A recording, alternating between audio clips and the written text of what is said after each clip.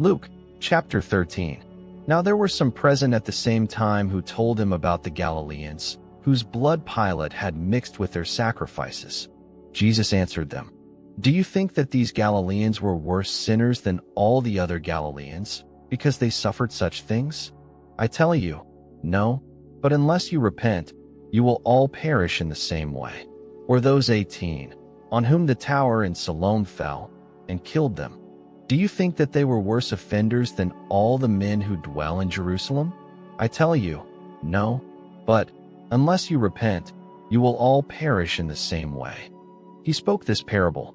A certain man had a fig tree planted in his vineyard, and he came seeking fruit on it, and found none.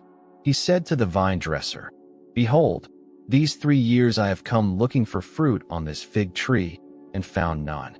Cut it down. Why does it waste the soil?"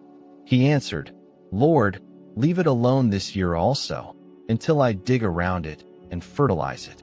If it bears fruit, fine, but if not, after that, you can cut it down." He was teaching in one of the synagogues on the Sabbath day. Behold, there was a woman who had a spirit of infirmity 18 years, and she was bent over, and could in no way straighten herself up. When Jesus saw her, he called her, and said to her, "Woman, you are freed from your infirmity."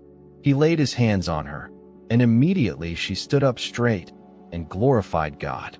The ruler of the synagogue, being indignant because Jesus had healed on the Sabbath, said to the multitude, "There are 6 days in which men ought to work.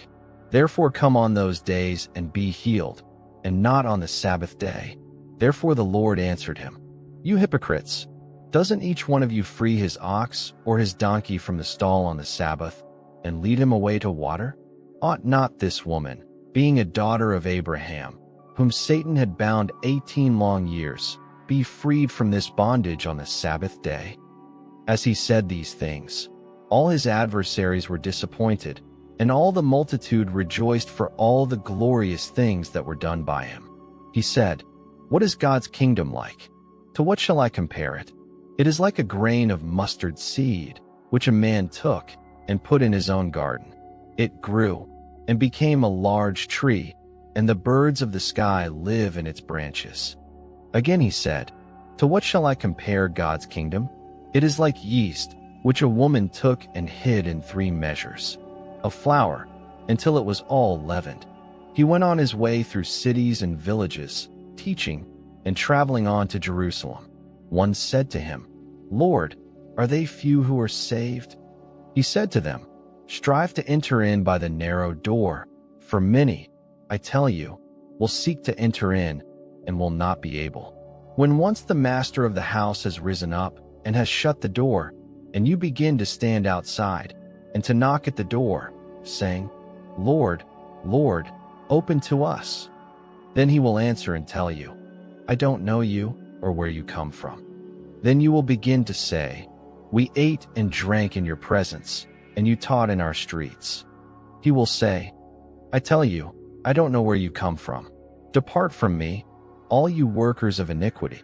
There will be weeping and gnashing of teeth when you see Abraham, Isaac, Jacob, and all the prophets in God's kingdom, and yourselves being thrown outside. They will come from the east, west, north, and south, and will sit down in God's kingdom.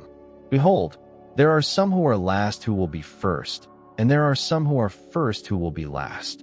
On that same day, some Pharisees came, saying to him, "Get out of here, and go away, for Herod wants to kill you."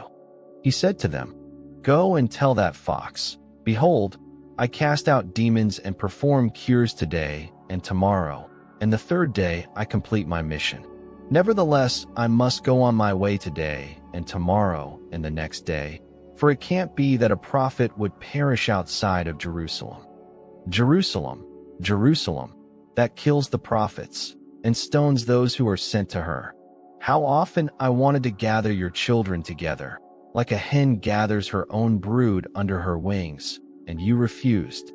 Behold, your house is left to you desolate. I tell you, you will not see me until you say, 'Blessed is he who comes in the name of the Lord.'"